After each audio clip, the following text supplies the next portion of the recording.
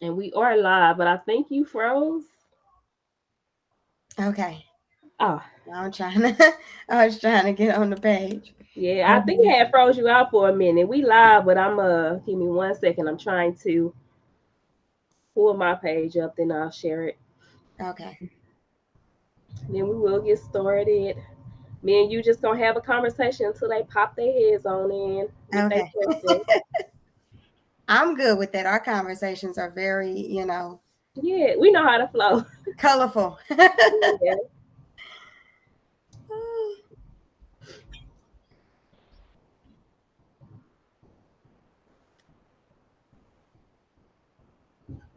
I like how you said that our conversations are colorful.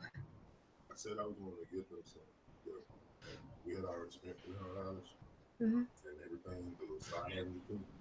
So we Hey, did, hey, I'm not sure who is watching. Give me 1 second per usual. and it was corn Mhm. that they ate. The rice was for me. I only made the macaroni and cheese because I But feel like I ate it it was all. still macaroni and cheese in the other one that still ate. Oh, I didn't know And it was still broccoli. No, that. it was still broccoli. I didn't call it too. Okay. Okay. But All go right. ahead, though. Okay. Sorry. Tell him he could join us now. um. Okay. So, do you want me to start it off? No, so I do have it started. For those who are tuning in, we are going to be talking about childhood trauma. Make sure you get your questions in to her. Some of you guys know, some of you guys don't. I was in Florida most of last week, and I just got back in Monday morning. So that temperature from Florida to Illinois hit my body really hard. I got some coughs, some sickness, some sniffles, all that going on. So I'm gonna be muting my mic a lot while I'm coughing and stuff, but please stay focused on her. Ask her the questions. I'll be in and out. Hey, um, I don't know if you can see the comment. She's like, I made it. Yeah, I'll be in and out because I do got a sickness going on, so I'm gonna be muting. Don't worry about me doing this, coughing and all that. Try to focus on her. I do have my questions. Those who tuned in before, you already know I got my questions for her that we talk about. But go ahead and just get your questions in. Anyway, share the live, tag some people in. We talking about childhood trauma. Please bring y'all questions. That is what she is here for. I'm really here just so y'all can have a conversation. It ain't even about me, but I got the questions just so I can keep the conversation flowing. But make sure y'all get y'all questions in for her. So as we get started, go ahead and give us a introduction. Okay, my name is Lamonica Yumis. I am 34 years old, and this topic is very near and dear to me because a lot of people go through multiple reinventing themselves or refining themselves. And it always goes back to childhood. That's your foundation, that's your root, that's what your mind has calibrated to. So anything that wasn't resolved in adolescence, it overflows into adulthood. And it took me years and years to figure that out and basically decide I'm going to put a stop to it. So, Okay, and you, not to cut you off, but you are buffering. I don't know if they're seeing your screen buffer or mine, but just keep talking. Just keep flowing. okay. Um, those who watched before, it kind of buffers at time. Y'all know how that internet does, but long as I'm talking, she's talking, just kind of be patient with us, bear with us, but keep talking. You're doing good. As you come back in, I'll let you know that you buffer, but we just gonna continue on with the conversation. Um, I do like that you said reinventing though. I love that. I never heard it that way because that is what we're doing. We talk about healing. We talk about healing is a process, but I like how you said it's reinventing because that's exactly what we're doing. We are reinventing ourselves from the past traumas, from adulthood, adolescence, teenage, young adults, even adults. So I love how you said reinventing. So I thank Yes. you for that word. My Um, new One of my new mottos is with knowledge comes change.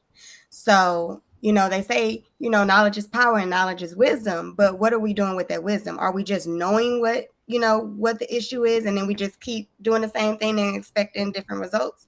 Or are we actually changing? So that's why I say reinventing because as you grow older, you should be evolving into something greater than greater than, not less than. So, yes, we all are on our journeys of, reinventing. Mhm. Yeah, So, and the thing, go go ahead. ahead. I'm sorry. No, you go ahead. The thing about knowledge is that it's information. So we're always getting information, social media, movies, TV shows, whether we reading books, having conversations like this, we're always getting knowledge to reinvent ourselves, right? But the wisdom is when you actually activate that knowledge. So Hmm. yes, knowledge and wisdom gotta go hand in hand. That's the only Hmm. way we can, in your terms, reinvent ourselves to be better than what we were before, and even heal, on that healing journey. You did go into this a little bit before you start buffering, but I'm gonna go ahead and have you kind of, say it again. What made you choose the childhood trauma topic? So most of my childhood, so childhood is a way for us to be domesticated. And I know people think of domesticated and the as many definitions of the being domesticated, but that's basically what we are being. We are being taught and trained how to, maneuver through different areas of life based on our parents and their experiences. So, what made me choose childhood trauma is because for most of my childhood, I was misunderstood. Yeah. And it caused me to really just basically go with the flow of everybody else. So I Hmm. never was really myself. Like everything that was me was considered weird because it wasn't normal. And now it's, oh, that's the vibe. Oh, you kind of, Right. all over the place. And it's like, okay, this has always been me, but it only got accepted when I was an adult. Right. So I think when we go through domestication as children, a lot of us are who we really are is kind of shunned away because we're not able to be ourselves. Hmm. It's more common for us to allow our children to be who they really are now than Hmm. back in the 80s and the early 90s, because Right. generational curses weren't being broken as it takes time for Yeah. those curses Yeah. to be broken, Yeah. and sometimes it may take a generation or two. Yeah. So let me know if I'm talking too fast. Say You Allison's, we Yeah, no, you're good. Those that are watching, if we talking too fast, or you need us to repeat something, go ahead and type it in. We'll stop and we'll repeat it.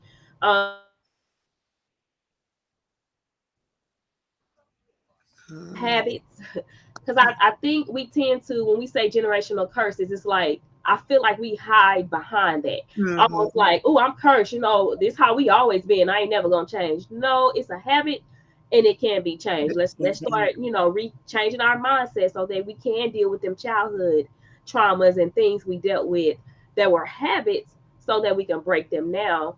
And you're right. Well, I agree with you. They weren't breaking them like our parents, our grandparents. They weren't breaking these things. They were just going with what grandma and them and grandpa and them did, and nobody questioned it. It's just, well, this is what was always done. This is how it worked. That's just it. And now we're in a generation. Things are changing. Women are Yeah. working now. We got more power now. Like, we are questioning a lot of things that we used to do. Before I go into my next question, I do have a commenter Yes. to ask some. So this is long. I don't know if it's going to fit on the screen. I see it. Yes. Okay. So, um, can I just say She said, T or Tay? It's T or Tay? "Yeah, I think that's a movie. She got her name. Oh, I gotta, yeah. So that's not her real. That's the character from the movie. oh, okay. Um, I did not know but that. so the So, first one, I didn't know it either. I saw it on on a Facebook post, and I was like, oh, that's where they came from. She okay, said, just T. I think Okay. she said just, yeah. Yes. Okay, so her first one is, how do you heal from childhood trauma when the siblings are involved? And this is right on the nail. Thank you for asking that question. So I am my mom had 5 children. I'm the second oldest and the oldest girl. So a lot of parents don't understand that separation during childhood from your siblings is very, very difficult for people to get over. A sibling bond is very important, and when the parents kind of make obstacles within that, it's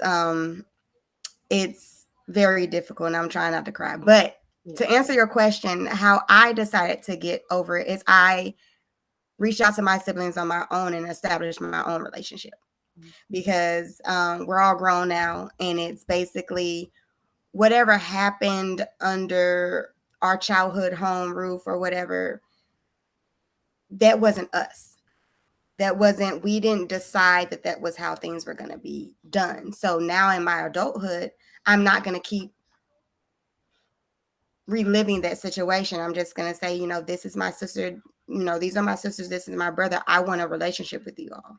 Let's talk about it. So I think the best way to heal from like either sibling separation, alienation sometimes is a big one, is not attaching yourself to the fact that that actually happened, but attaching yourself to the relationship and reestablishing and rekindling that relationship and letting it manifest to what it's going to be.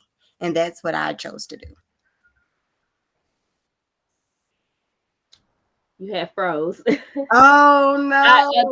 the last one I heard, it's just me. I don't know if you were, if they still could see you, but it was See, did you get any of that? yes. We got the Okay. part where the last I heard was attaching yourself. So I guess you were saying as you get older, got to figure out how to reconnect you and your siblings from the things you guys dealt with in the home. Yes. And with her, I believe she was Okay. saying that the older sibling experienced a toxic parent, but the younger sibling experienced a healed version of that parent. So it's almost like they can't relate to the same type of parent, because it's like, well, I don't know what you're talking about, because that's not the type of mom I had. And you can't relate to the healed mom that they had, because your mom was toxic to you. So it's I'm glad she asked that too, because I dealt with that. Me and my brother is dealing with that. Me and my twin brother, we have a younger sister who my dad actually raised. And so we tell her now, you got a different version of our dad than we had. Like, so it's and I try to tell my brother, my dad is passed now, so my brother got custody of my sister, and I try to tell him, you got to be patient with her, because she don't know the dad we had. So Mm-hmm. he takes a lot of his trauma out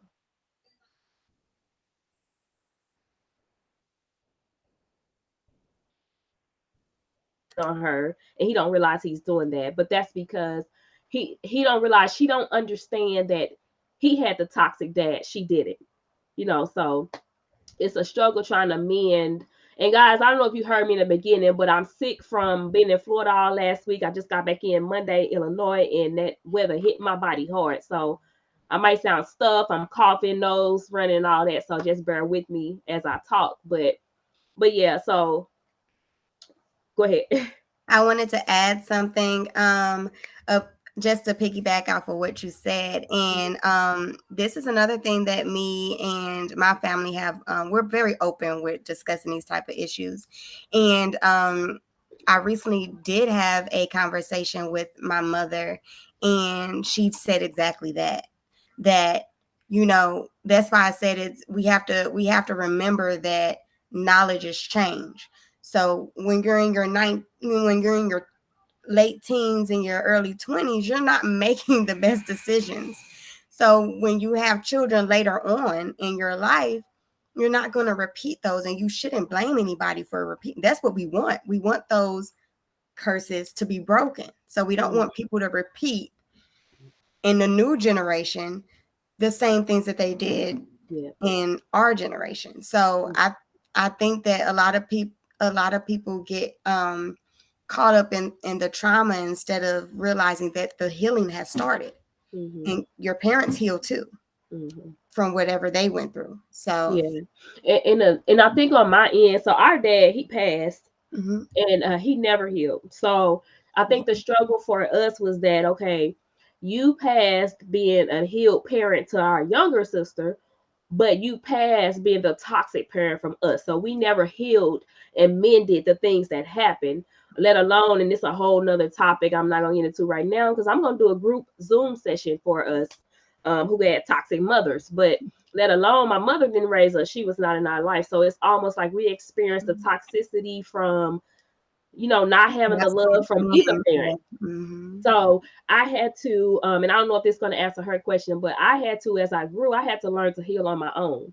Like I couldn't get the healing from my dad. I couldn't get it from my mom. I couldn't get it from too many other people, because most people, they had their mom, and they didn't have their dad. So it's almost like they couldn't relate to, the trauma that I dealt with in my childhood from, the parent and stuff like that. So it's like I literally had to force myself to heal on my own. And that literally didn't happen until, I want to say, in my 30s. I'm 35. Mm-hmm. And it really didn't happen. And it skyrocketed when I became a life coach. So it's like I really had to be pushed on that journey to heal, because some people, they don't understand the childhood trauma. They overlook it like, oh well, we all had it, blah blah blah. But it hits everybody differently.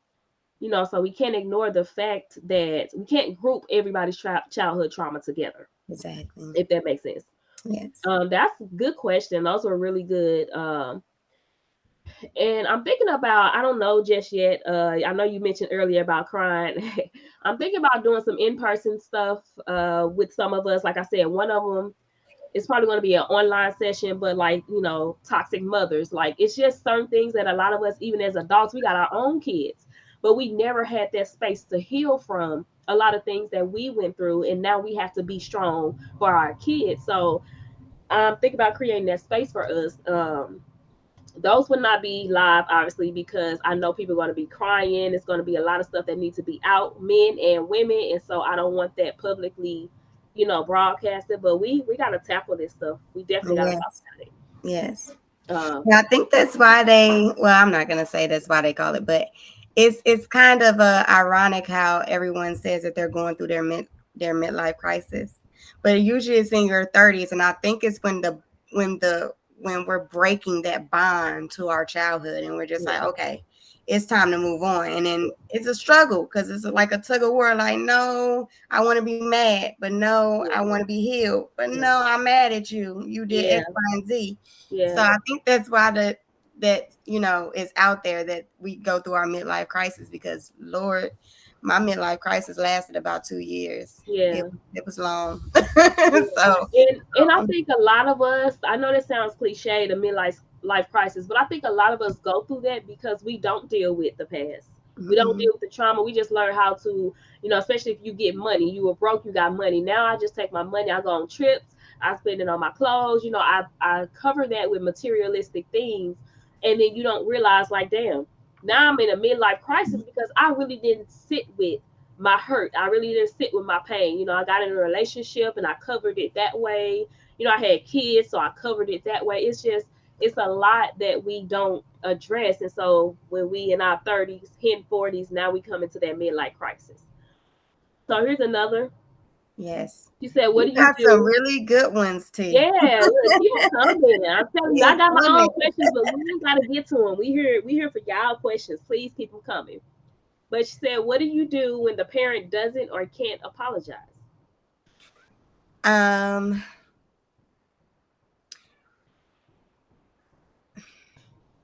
this is gonna sound cliche, but um, the decision can either go two ways, or actually multiple ways. But to me, I'm like hot and cold. So it's either break ties or meet them where they are.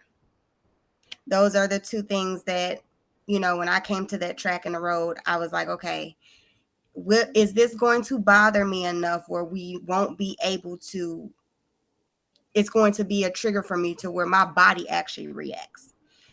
And I was like, okay, cool. And I've had issues with both of my biological parents, and one of them I actually had to disconnect from. And I love you, but like, it's not going to work until you do your healing, because I can't let you keep throwing the daggers at me as a child or as your child. But then the other one, um, it took a while for the apology to come. So I'm not it's hard to say if they can't apologize, because some people it just takes a longer time, because they're still going through their own healing journey. But I think those are the two options that I narrowed it down to: either break ties if it's affecting you that much, or meet them where they are, saying, okay, it's not on you, that they're just incapable of doing that. But if you can be in that space with them and it not be so much of a trigger to you, and you have deactivated the trigger, then use the relationship for what it is, because that's what relationships are. It's either useful or it's not. So Yeah. And I think I want to add to, if you're gonna make the choice to meet them where they're at, you have to be willing to accept the apology that you'll never get. mhm. And that's what meeting them where they're at. It's crazy. I'm even finna say this, but I didn't want to meet either one of my parents where they're at. I was like, That's not no. crazy. Yeah, I was like, and I said crazy because people be like, oh, you just seem like you got it together. You act like you so positive, yada yada yada. And I be telling people, listen, I go through life on my own. Like, Mhm. don't make the wisdom that I have from these lessons make it seem like I'm perfect. I'm still dealing with some childhood trauma. I'm still dealing with my own things as adults from decisions I made. So like I don't have it all together, but I'm more poised than I should be, because I learned to eat it up, as they say. But Yes. I wasn't willing to accept that. You know what I mean? Especially because I saw that they were capable of moving on and being nice and apologizing to other people. I said, I'm not accepting that. If you want to be in my life, if you want the respect as my parent, you're going to have to apologize. We're going to have this conversation. And my mom is still alive, but we ain't talking. My dad, obviously, he's passed, and we never had the conversation. So I had to force myself. He's gone. So I had to force myself to be okay with the apology and the conversation that I never had. But it doesn't, I feel like, when you have to force yourself to accept the apology, as you say, meet them where they're at. When you have to force yourself to do that, I do feel like that puts you on a different maturity level, because now it's building that I don't want to say a cage around your heart, but it's building that tough skin that you're gonna need in life, because it's gonna be a bunch of people you run across that say they love you, whether Mhm. that's friends, other family, a man, your woman, whatever. It's gonna be so many you run across that's gonna hurt you even more. So it's like, not having, meeting your parents where they're at and not getting the apology. It's like that's actually training you. I believe, and that's my slogan: life is your training ground. So, you choose what you're gonna do. You're gonna be better or you're gonna be bitter. Life is your training ground. So you're gonna take that situation, you're gonna eat it up, and you gonna use it, for the next person that's about to hurt you, because it's just life. People gonna hurt you. It is what it is, because Yeah. everybody's dealing with trauma. And if Take I it. can add on the back of that, Brandy, another thing is sometimes the apology is not going to be verbal. If you see the change, like in my instance, my biological father was incarcerated pretty much the first 19 years of my life, or 19 years of my life. But I never a lot of young girls resent their fathers for that, but I never did. I've always been a daddy's girl. I always loved my father until I had children of my own, and I met the father that my mom was trying to shield us from, and I was just like, this is crazy. But I still love my father. But my thing is, um once I got older and he got into another relationship and had another child, that's where the change came from. Parenting, not just as a person, but just the parenting side. He couldn't raise his first two. So the change was, okay, I wasn't there, so I'm going to be there for everything. Yeah. So that's where the respect came from. Like, okay, yeah, you you hurt me in my adulthood where you didn't hurt me in my childhood, but I see that you're already struggling. You're already It's a battle for you to prove yourself as a father. Yeah. So in that alone, that's an apology to me, because I'm saying, okay, now you know what it is to be a father. You know that harsh words and your anger issues and those type of things, they shouldn't be deflected onto your children. Mm-hmm. Now you're in a position where you can't do that because of my little brother's disabilities. He can't act that way. Mm-hmm. So I realized with my my my father, my biological father, that the apology wasn't going to be verbal because he hasn't healed, and it's very, you can tell he hasn't healed with the Yeah. things that he's battling with, and Yeah. I'm okay with that. Yeah. I'm okay with it not being verbal. And I believe that's we have to get to a place where we are, and I know certain certain saints are not gonna like this, but you have to self heal. And when I say self heal, is you gotta be able to. I had to place myself in a position to say, okay, my mom and my dad, they weren't the parent to me that they never had. So they didn't have a parent that apologized. They had a parent that beat on them. They had a Mhm. parent that was never emotionally or mentally there for them. So it's like that's That what part. they grew up in. So that's Mhm. what they knew. And in knowing in growing up in that, they did what they did to try to cover their pain, but in the process of that they were hurting us, and Yeah. then didn't realize it. So it was almost like and guys, I'm not saying accept that, but what I'm saying is you got to know what you can accept, and you got to figure out on your own how to go about accepting it. For me, I was not accepting it. I was not accepting it. I said, I get that you guys had your own trauma. I get that. But at the same time, like as a parent, I do feel like a parent or an adult, I feel like it is your responsibility to be different than what you saw, be different than what I get that you have the trauma, but you have a conscience though to know when you're hurting your child, or when you're not being the best, when your parent did this to you and now you're doing it to your child. I don't know if they call it a revelation. I had started doing my son how my dad did me. And it was like a look. I don't know if that was God, but it was a look he gave me. It's such fearful. It was a fearful look.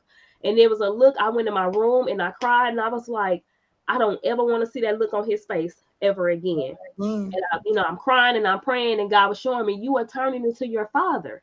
And it wasn't that I wanted to be, but that's the trauma we were in growing up. So that's all I knew.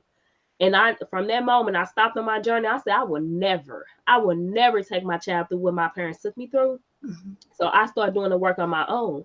And even again, I'm doing these things, and I don't have the apology that I wanted. I don't have the conversations that I wanted. I don't have, I know you said sometimes it's not verbal, but even the actions, I didn't have any of that. I had to dig myself out the grave because I knew I will not take my son through what my parents took me through. Yeah. So I don't know. It ain't a one answer for all, in my opinion. It's like Yes. that's why we gotta have these conversations, because somebody may do something that actually relate to you, and you like, okay, now I ain't doing that, but yeah, I do that. But Exactly. we gotta have these conversations. Does childhood trauma affect your own self-worth? And if You it know what? Hold on, before answering that, because I like that. I like that. Let me answer these first, and then I'm finna go back into, and then I want you to go back into that, because I believe that they I do. believe they go hand in hand.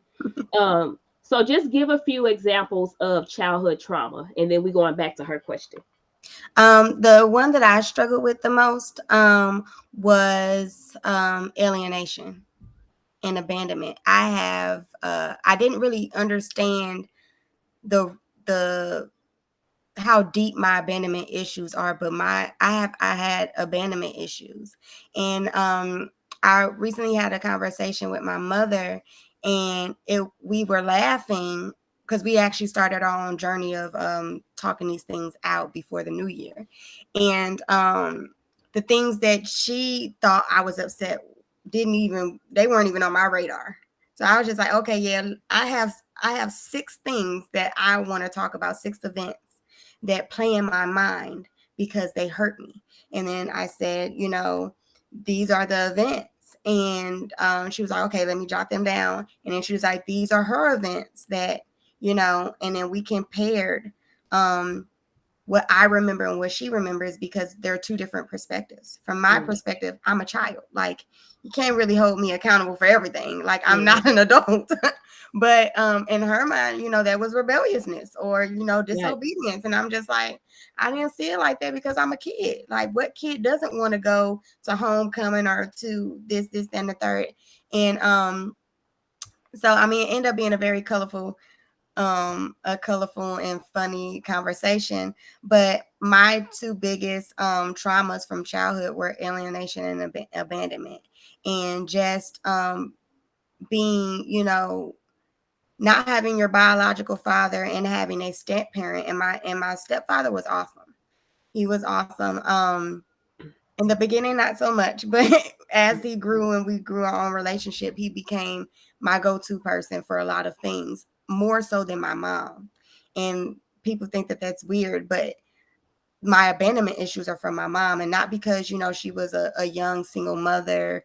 She had to go to school, and she was out of the home trying to further her education so she could better provide for us. Hmm. My abandonment issues were because when I was going through those trials and tribulations growing up, she wasn't there for the emotional support and then when I realized, my grandmother wasn't there emotionally for her. So that's why I said that is very true. They can't do what they don't know. Hmm. So now that, my mom has grown and had different stages of parenthood, my sisters didn't have to deal so much with, alienation. It was all inclusive. Everything was okay. Let's go all celebrate this together. It wasn't a difference made between the children. So, yeah, that was those were my childhood traumas. Did you want to share? Um, I just don't know if you had any more examples of abandonment was really good. Obviously we know physical abuse, Yes. sexual abuse, mental abuse. It's so many childhood traumas that we can go through. Abandonment, that's one that you don't hear people say when they're talking about, childhood trauma. And there's another life coach on here, mindset coach, Germany Brown. I don't know if y'all Mhm. follow her brand, Germination the Brand, but she digs deep into some rooted stuff. So you guys make sure y'all tap into her, look into her services, because things like childhood trauma, I know we say talk to a therapist, and I do agree. I do agree therapists are needed, but sometimes people are like, well, I don't feel like I need a therapist like that. I just need somebody right now to tackle this one little thing and let's go forward. And that's where, life coaches like Germany will come in at. So you guys tap into her. But yeah, that too, financial abuse as well. Financial abuse is one. Absolutely not. I have and with like abandonment and those type of things, they are psychological, because it changes how you view things and that changes your self-worth, because you're like, okay, I'm that, black sheep of the family. I can't go do this because I'm the rebellious one, and now I'm left behind. So that it was a big psychological thing, to where a lot of my like with most, like, you can say, oh, I've been friends with this person since high school. I don't have that. I didn't Yeah. really attach myself to Yeah. any, Yeah. Yep. because I didn't want to suffer when they left. Yeah. So I don't have those deep rooted friendships. Yeah. So much of my life has been very much alone. Yeah, So and you know what? I was talking to somebody. I think with me, I'm so used to being alone. Like I stand alone so well to mhm. myself and by myself is because I'm used to that. Like I grew up in that habitat. I was trained that way. So it's almost now to where I'm at a point where I was attaching myself to people who I thought would give me the things that I didn't have when I was younger, and it turned out that they were not the people I should have been with. And so I quickly detached once I started feeling like, they didn't care about me or they was trying to manipulate me, do me wrong. I quickly went into my childhood habitat, which was to detach and stand alone. Because I'm like, shit, I'm used to this. This is my Exactly. safe space. It's my safe space to be alone because I'm used to being alone. Like, Exactly. bye. And I realized too, that's not even always, a good thing, because if you could detach sometimes you have detachment issues, but sometimes you detach way too quick. And Mm-hmm. that's not, good either, but that's also a part of a childhood trauma. Yes. And she said financial abuse. I don't know if this considered financial abuse, but um nowadays I hear the argument of people saying, if my child working, I'm not going to make them pay rent, things like that. I'm going to let them, be able to save, or, not take their money or whatever the case. But I think a part of our financial abuse growing up is like when we were having our little jobs, it was like my dad, he would not, when I tell you bad with money, everything getting cut off. We never really lived in nothing luxury, lights always off, water always off. Like we were down and bad a lot. But when we started working, then it was like, oh, I need this on the lights. So it's like my goal was to get out of this house because I'm about to commit suicide here. So my goal was to get out of this house. But yeah, you taking every penny I got coming in where I can't save.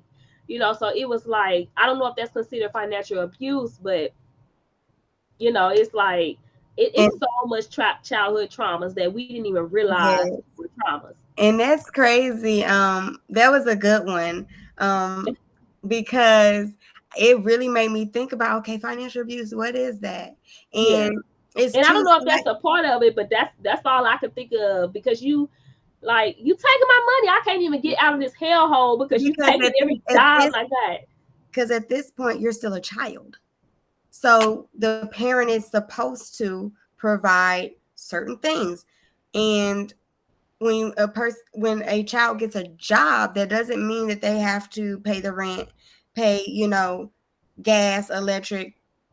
Those are things. And I get a lot of parents, like I know a female who we're not connected, but Mhm. when we were connected, she charges her children like $10 each for rent a month, not a week, a month, and just to teach them, Yeah, like, hey, yeah, a little bit of responsibility. But it's like $10 for every bill. Their cell phone bill, $10.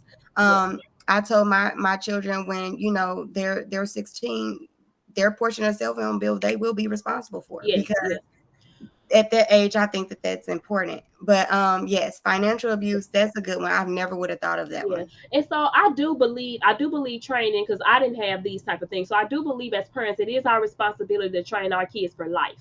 So I don't think we should, stunt their growth by, literally letting them just blow everything they have because Mhm. they're kids. No, like train them. So I like that idea. Okay, $10 a month. It's just giving them the thought process of, hey, I gotta pay something. This is what happens. You get money, you do have to pay for responsibility. So I like that concept. That's different from I get every dime in and you're making it seem like I have to help you pay your rent, or Mhm. okay, you spent the money on going out or drugs or whatever it is. Now you want to take my Mhm. money and pay for food that you should have got. It's just so many things we dealt with as kids. And JC said when we was 10 years old we had credit. Like light bills was in our name. Like, you know what I'm saying? That Like light part. bills was in our name, water bills was in our name, because you can't pay your bills as an adult, so you messing up my No credit. credit, And I'm right? 10 years old. Like it's just so, and then we left as adults having to pay that. We having to pay for those things. So it's like it's so much trauma come out of their childhood that we don't even realize. Like we adapted those lifestyles because we thought they were normal. Those aren't normal. Those are not normal things for the child to have to take care of the parent like that. That's not normal. Exactly. Um, I do want to, let me see. Did I answer? Did I go back to her thing? No, let me go back to her thing now. Okay, she says, so does childhood trauma affect your own self worth? And if it does, how do you work on that? Childhood trauma definitely can affect your self-worth. With everybody, it'll be different. um, I kind of spoke on it earlier. The two traumas that I dealt the most with were abandonment and alienation. So growing up, I didn't attach myself to people, and I was afraid of how people viewed me, because I knew how in the home I was viewed as the rebellious, disobedient child, when really I was just a normal kid that may or not have listened to certain rules. But at the end of the day, you're a child, you're maneuvering through life. So sometimes um you don't really understand your self-worth unless you're attached to other people, because other people kind of say, oh, I like that about you, I like, but since I didn't have those type of attachments, I was misused a lot. Like I was very bright, I was in, a lot of advanced science and math classes in my high school year. And everybody be like, do this homework for me. And it didn't bother me. So I would do, and I didn't realize that I had value. Yeah. So I was just, everybody just took their picking. And, rolling over into adulthood, that really affected me in relationships too. I didn't really date. And then the people that I did date, I didn't understand my worth, and I didn't, that's another conversation. But yes, it affects your worth. That's going to be one of them crying segments that we have down Yeah. the line in a group Zoom. But yes, it does affect your self-worth. Um, yeah, so y'all, we don't want to get deep into it because we don't want to cry online. Yeah. But I don't know. I don't feel like I really have an answer for,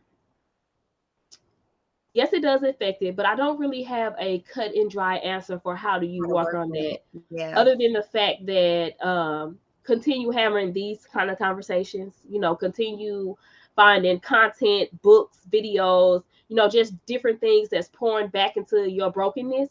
You continue on your healing journey, continue finding yourself, continue learning and unlearning certain things. Like it's really no cut and dry answer. It's you having to find yourself, because how you work on getting your self worth back may be different from how somebody else feel like they need to, work on theirs. And I think it depends on the extent of the trauma too. So it's kind of really, you know, I don't know. It's really no cut and dry answer. That's why I believe, we need each other. That's why I believe these conversations are needed, because everybody can bring something to the table that you don't think, damn, maybe I need to do that. Maybe that'll help me. You don't think about those things. But when we have these conversations with other people, men and women, though, because I do believe women can learn from men, and I do believe men can learn from women. And I feel like as we work together, then we all can start learning, our self worth, because men got to learn their worth too. Go ahead. Yes.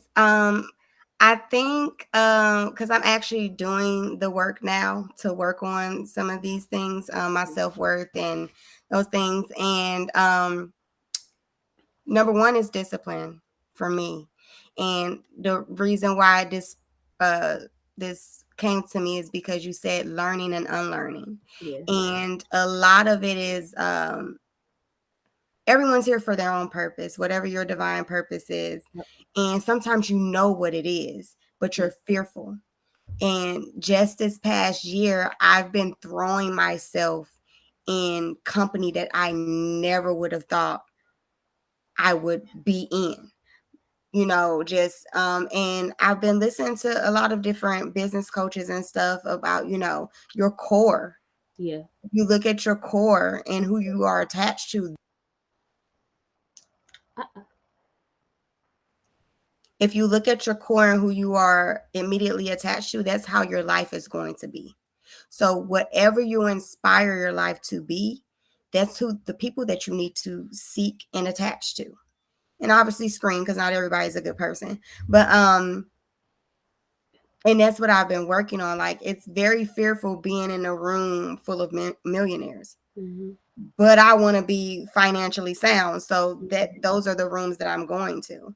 Yeah. And that's my self-worth, because I know Yeah. I'm worthy of achieving that for myself. Mm-hmm. So, well, number one is discipline, because a lot of us, it's not the love that we have for people in certain relationships, is that we are attached to trauma, and we trauma bond too much.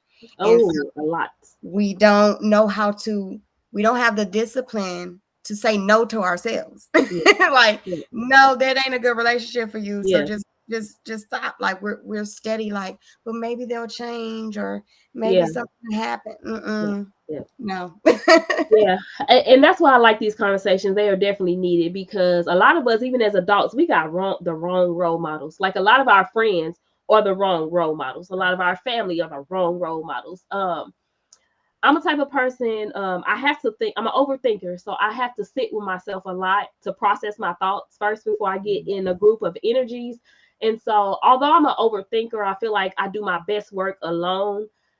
I found a lot of my self worth though in my my connections with other people, my conversations, because I found myself in there because I was like, damn, I'm not willing to put up with that, or dang, I was really putting up with that, like, so I do feel like your alone season, everybody needs an alone season. Everybody needs to be able to know how to be comfortable with being alone and sitting with themselves, but ultimately, you're going to find your worth in your connections with other people. Like, we cannot do life alone. Like, don't let nobody tell you that you're good by yourself, that you can build your brand, your business, or whatever by yourself. That's a lie, and you should be careful of those type of people. We all need somebody, because in meeting somebody, you learn something new. They're like the piece to your puzzle of life. So you're going to find your worth through other people. Now, don't get that confused with you are only worthy If because you're of with certain them. people. That's different. But you're gonna find your worth through other people, other conversations, other mindsets, other perspectives. Like, we got to do life with other people. It's just no way around it. Um, thank you, JC. Say this is a very therapeutic. um, so then, what are some ways you have seen people try to cope with childhood trauma? To piggyback off we didn't have very good role models. A lot of our parents either suppressed, um, got addicted to drugs, alcohol, violence, in and out of prison. Um, so that's what I saw Yeah, growing up. How I dealt with it was music. When me and my mom were talking, I was like, Mom, did you ever notice that, as a preteen, I didn't really talk? Like, I would come down the steps, and if they had company, I would go right back up. I'll put my headphones in, and then I developed like this rocking thing. Like, I just would rock. And I didn't even know subconsciously I was doing it. And people be looking at me like, why are you rocking? I was like, mm, I don't, it was, I guess, my way of soothing yeah, myself. And I rock all the time. And I just yeah, like, I wish I could just get hypnotized yeah, and get out of this because it looks crazy. But music was the way that I coped. I've never done drugs. Um, I'm not even big on alcohol, mm-hmm, but music was my way of coping and just kind of silencing um that negativity, because I too am an overthinker and I live in my head. I overanalyze. And my coach, she told me, you too busy in somebody else's lane. You need to be in your lane. Like, why are you mm, trying to figure out what that person, why they thought this, and oh, they must have thought this. You don't even know. yeah, yeah, Stay in your lane. You driving yourself crazy. And literally I was driving myself crazy. yeah, So yes. yeah. Yeah. And Germany says she's a hypnotherapist too, if you're serious about how it can help you with relaxation. Yeah. Y'all check her out. Germination the Yes, I brand. will be reaching out. Definitely hit her up. Yeah. We, like I said, and this is what I love about, so we both are life coaches, mindset coaches, but we're both in different lanes. You know what I'm saying? So it's like, and we both are finding our worth in different lanes, but the end goal is to help people. The end goal is to help people heal. So I love how you even said that. Your coach said, you in somebody else's lane. Get out of that lane. Like, Mhm. worry about your doorstep. Yes. Worry about that and you're gonna be okay. Yes. But I want to go back to the, how everybody cope differently. Now, for those who are on here now, who's going to catch the replay, so try to like understand what I'm saying without, catching offense when I say this. Because I do understand, social media is triggering, other people's perspectives are triggering. A lot of my perspectives are triggering for people, but my goal is to get us to actually think about why we do the things that we do. And I feel like a lot of people, they have not sat with themselves. They have not sat with their life. They have not forgiven themselves. They are running from life. They are running from decisions they've made. And a lot of us run to alcohol. A lot of us run to smoking. A lot of us run to partying all the time. A lot of us run to things that are doing more of hurting us than it is helping us. Say you are, you're stressed because you don't have the money to, get the car you want, get the business off the ground, get the house. You are stressing because you don't have the money to do certain things. But then yet what you do is you take the money you do have, and instead of saving that or working on your credit, you're going to spend it on a bunch of liquor. You're going to spend it on a bunch of shopping. We are taking our trauma, and instead of really sitting with it and facing it and holding ourselves accountable for the things that we need to do to heal from them, we go and we self hurt ourselves by going to things that for the moment, because it's popular to go party, it's popular to drink, get drunk, and oh, I had a good time, but you don't realize how much that is really hurting you. If you are really trying to grow, if you're really trying to go down a different path and be better than what you grew up in, you have to remove yourself from some of them habits that for the moment they seem like they work, but they're not working. They're sending us down, a spiral, a downward spiral. um, so Jeremy said external validation is okay. Yeah, yeah. You know what? Do you want to tackle that? Mhm. I want to think on that thought for a minute. I think you should start it off because I'm What like, you want me to start it off? yeah. um, she said she want to add. Let me put that on the screen. She want to add external validation. That external validation is okay. External validation is definitely okay. That's for me, I feel like it's the adjusting each other crown. So it's okay to adjust my crown. It's okay to adjust somebody else's crown. It's okay to tell another woman she pretty, girl, you fine. It's okay to tell, a guy like, hey, you a king, you dope. I like how you stand out from other guys. It's okay for that. What's not okay is that we only feel like we're worth it when somebody else is giving us that external validation. So Yes. that's my little 2 cents, 2.5 cents that I wanted to add to that. But ultimately, I do agree, Germany. I do agree that we need to adjust each other crown a little bit more than we are doing. So Yes. And I just want to piggyback off of that and saying external validation is okay, but it's not the only validation that you need. So starting your morning off, I know like this year, we had the, natural hair journey and everybody was transitioning and stuff. And now everybody's on this self-care and health and wellness journey. And morning affirmations, is something that I just started yesterday with my youngest, my toddler. He has behavioral issues and concerns, and I make him look in the mirror and, say certain things to himself so he can calm himself. yeah. I don't know if it's gonna work, but I know in the morning when I started doing my affirmations, I'm only validating what is still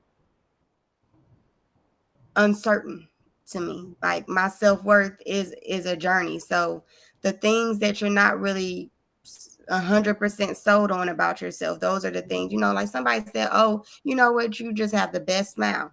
I think I got a crooked tooth. So I'm just so I mean, yeah, that's more of a physical aspect, but I'm just saying, like, I look in the mirror and I have to say, I have to revalidate those things to myself because external validation, it'll make you start attaching yourself to people that have good things to say about you, and sometimes those people have ulterior motives, and you're going Okay. to.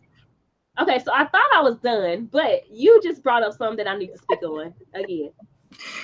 This is what bothers me with the external validation in our society today. I'm not saying, again, guys, I touch things that are triggering, so try to understand what I'm saying and don't twist it like, oh, she talking about people that wear makeup and people with weave.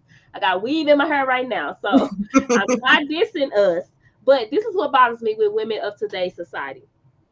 We talk about self-love so much. We talk about, and I believe this is a part of, this can go into our childhood trauma too, because we have so much childhood trauma to where we don't feel good about ourselves. And so what bothers me with the external validation of women these days, and we have turned into mean girls because of it. If your weave is not a certain length, or if it's not straight enough, or if your wig is not slayed a certain way, or your makeup We do a lot of this. Oh, your makeup don't match. We do a lot of hateful stuff to each other, and I believe we have. It's because we've clung to that external validation to the point where we don't want to go outside if our hair not done. We don't want to go outside if we don't have lashes on. We don't want to go outside if we don't have makeup on or some type of covering of our blemishes or dark spots or something like that because it has been we have sought external validation so much to where we really think we are ugly without these things. Mhm. And that's the only issue I have with the external validation. It's like you don't have the self-love that you need to have. You haven't healed from certain things that you thought you healed from if you really think you are ugly without these things. And I ain't gonna be naive. Some people don't look the best until they have it. I'm just gonna put that out there. But That part.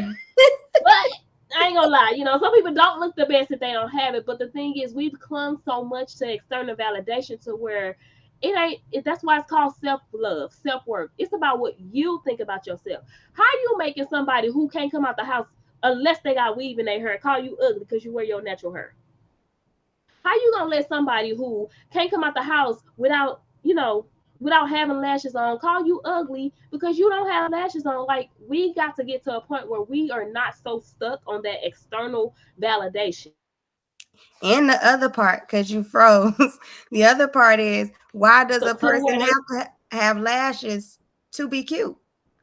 Like, it's two facts. sides of that. Why do you feel that that woman is ugly because she doesn't have windshield wipers or whatever on Yeah. her dog? And well, that's the bad part about the external validation. But I do feel like once we get to the point where we are healing these childhood traumas, and I know we talking about women, but men do it too. It's almost like if I don't have this name brand on me, or if I do not like this with a passion. If I'm not sagging and looking like a thug a certain way, I don't have the respect. Like get some self-love about yourself. Start working on those childhood traumas to where you are to the point where I don't need your validation. I know who I am. And I'm that deal. I'm that girl. I'm that dude, whether you approve of me or not. Like, but it goes back to her comment about how it does it affect your self-worth. It does affect your self-worth if you don't deal with these things that you never had. This love that you never got, if you don't deal with that, then you're going to try to find your self-worth and your validation through other things, and a lot of times you're going to be a puppet. Because if Mhm. other people or society don't like it and they start dissing you, if you don't have your self-love, if you ain't healed from these things, you're going to start following what gives you validation. You're going to start following the trend. um so she said, I have one more. The inner child or inner adolescent, is that an autopilot? Is that on autopilot while healing from childhood trauma? I'm going to say, I don't think it is. If I understand the question, I think while I'm healing, I'm acting as my child self as an adult. The way that an adult would handle a situation, for instance, workplace trauma. I don't like having friends at work because when the friendship goes south, the work environment is tarnished. And people act out of their emotion a lot of times because you see it, things start getting clicky and all that type of stuff, or these people want to associate with these people because they want to be loyal to this. And to me, it angers me, and I see myself going back to my childhood and my inner childhood of why do people have to act like this? Like it's not that deep. um I don't think I think my inner childhood is not on autopilot, but I may not be understanding Mhm. what she's actually asking. Yeah. I'm not even gonna lie, I can't answer that right now because I think I gotta sit on that question a little bit longer. Mhm.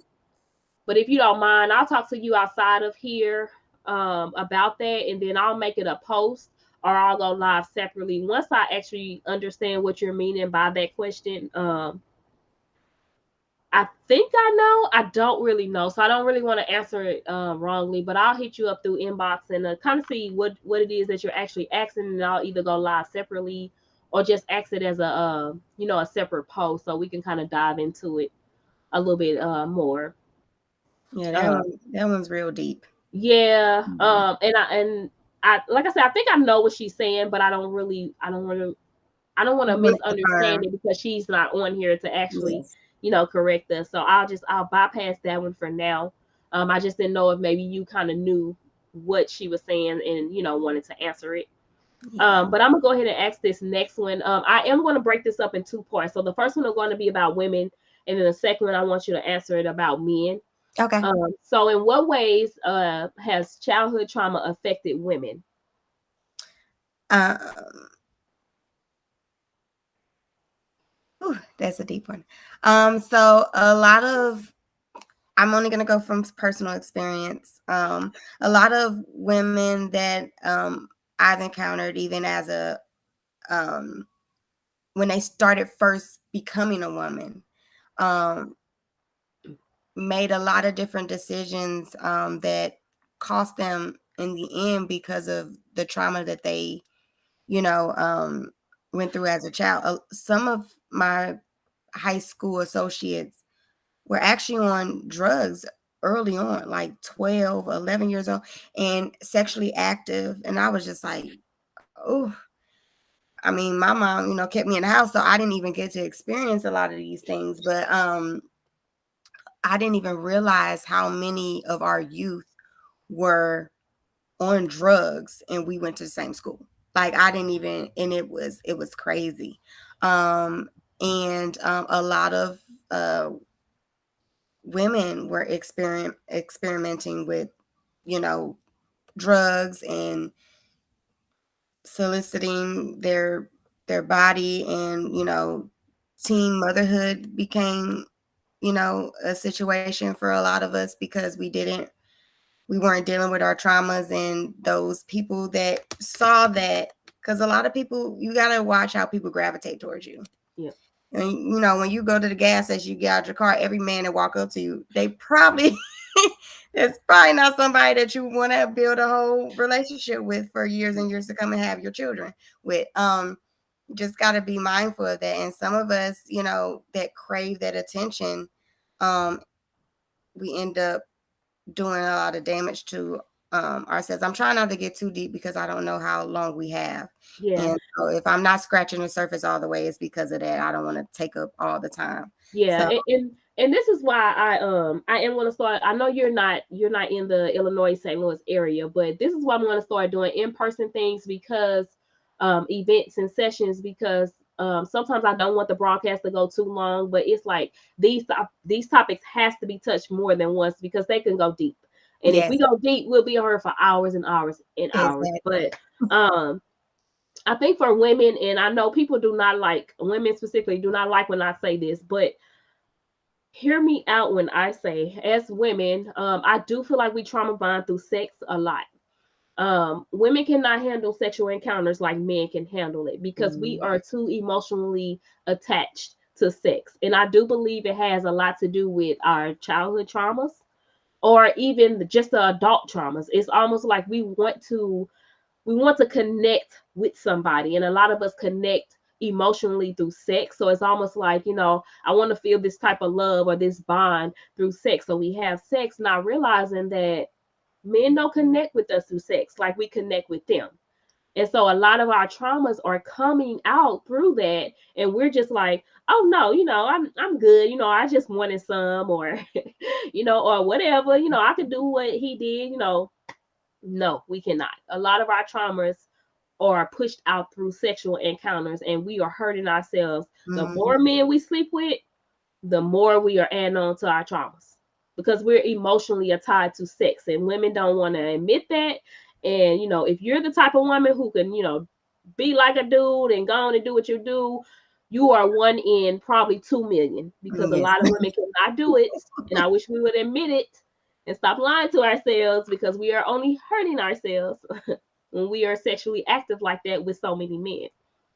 Um, Let me go on down to How the it next affects one. So, men. yeah. So, how does the childhood trauma affect men, in your opinion? Um, I would I would categorize that into three: violence, drugs, and alcohol. That's the thing that I saw. A lot of men who suffer from trauma, either they turn to the streets and joined a gang, or affiliated with a group that they may have not. They turn to drugs, either using, selling, or both, and or alcohol. And those are the things that I've seen a lot of young men and men do to cope with their childhood trauma. Hmm. Yeah. And I would add, a lot of men are promiscuous too, but I Mm-hmm. don't feel like it affects them the way it affects women. I do feel like a lot of men, when they are made to feel small as a child, they do want that status, when they're older. So it's like they want to feel like the man. And so for a lot of men, maybe I shouldn't say a lot, but for a lot of men, it's that thrive or that need to feel superior, because you were never made to feel superior as a child or a teen. You were always made to feel like you was a punk, or you was always made to feel like you don't know what you're talking about, you can't lead, you can't make your own decisions. So it's like, all right, I'm gonna go be with this gang. They gonna make me feel like I'm the man. I'm gonna go be with these different women. I got money now, so I could spend that money, I could be that man, I could seem like I'm better than, because now, I got it made. I'm that dude. I'm trying not to say the N word, but I'm him. So by any means necessary, I'm him. So, yeah, I might get my status by sleeping. Oh, I knocked her. Oh, she the baddest of the baddest. Oh, I hit that. So it's like some men are trying to find themselves as, and I don't even think that's, I ain't gonna say I don't think. I know that's not the right way to go. But when you don't have the role models of, a man telling you, hey, this is how you become that man. And it ain't by hurting all these women. It ain't by sleeping with a bunch of women. It ain't by, doing XYZ, because they don't have that role model to tell them that. They trying to figure this out on their own. And they being peer pressured into, being the man that, society say they should be. And it's the wrong way.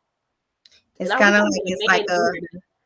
a over it's like over masculating. That's probably not even Man, a word, but it's like I'm yeah. just gonna do everything because, Yeah. It's that I top. feel so small. Look, that toxic masculinity, so they say, Hmm. whatever. It's not the right way. And I feel like, and I know a lot of men don't want to admit it, because a lot of men, they don't want to talk. They don't want to, address or think about love languages. They don't want to think about Hmm. love. They don't want to, say that they're hurt.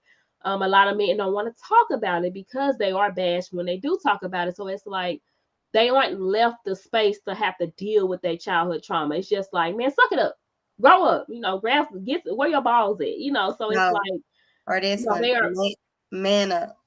man up, yeah. Hmm. Man up, they trying to be That's a a man trigger for without some knowing how to people. be a man, so Hmm. it's a lot that goes into the childhood trauma. And I think we tend to forget as women that, men got trauma too. They Hmm. may not talk about it, they may not make it look good like we make it look good, but they dealing with their own shit too, Hmm. and having to have to be a man, all while dealing with trauma as well. So one more question before we close out. Um, do you think, let me put it on the screen. Do you think we will ever be fully healed from our childhood trauma? I actually do think there is um there is a way to really heal from your childhood trauma. I think acceptance is one of them, and not just saying like, oh, you is not acceptance on the spectrum as far as like you just got to take everything people did to you, but Right.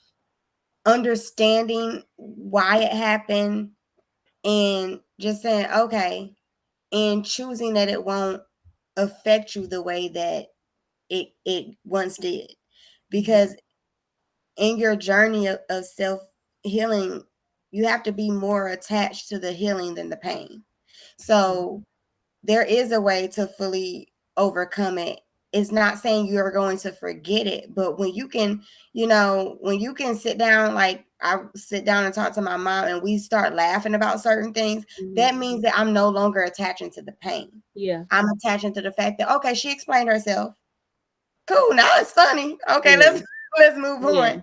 And and so I think that I definitely do think there's a way to Yeah. fully self heal. Yeah. Yes. It's going to be hard because I don't know I can't quote it verbatim, but I know it's like it's a stat that I see people sharing, and it basically says, healthy relationships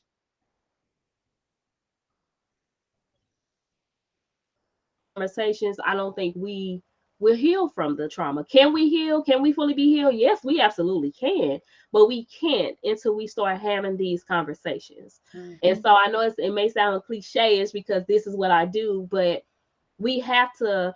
So women have to create these spaces for women to start actually having the conversations and checking other women, and men need to start creating these spaces for men. So have these conversations and check other men. I feel like we aren't healing, and it's going to be oh, sorry y'all. Told y'all I'm sick. I'm trying to fight through it, but I feel like it's going to be hard to have these conversations when we have men bashing women and when we have women bashing men. Like everybody is trying to heal. We all learning this the hard way. We all going through our own stuff, but until we have men having the conversations with other men and getting on them, and vice versa with women, it's going to be really hard to heal through this, because it's like we're creating a war of, well, men should be telling women how to be women, and men should be telling women should be telling men how to be men. But in the sense of saying that, we got to realize that we do need each other to try to tell each other how to be. Because I got to tell you as a man, you're hurting me as a woman. You got to be willing to listen to me when I say, hey, as a man, you should not be doing X, Y, and Z, because you're hurting more women. And then as a man, or as a woman, I should be willing to listen to men and say, hey, as a woman, you tripping. Like, this is not what you should be doing. Like, we gotta have these hard conversations. We don't want to hear that, but it has to happen. Like, each one teach one. We're here to balance each other out. We're here to help each other. So if men can't check men without being called a simp, who gonna help men? And Mm-hmm. if women can't check women without being called a pick me, who gonna help women?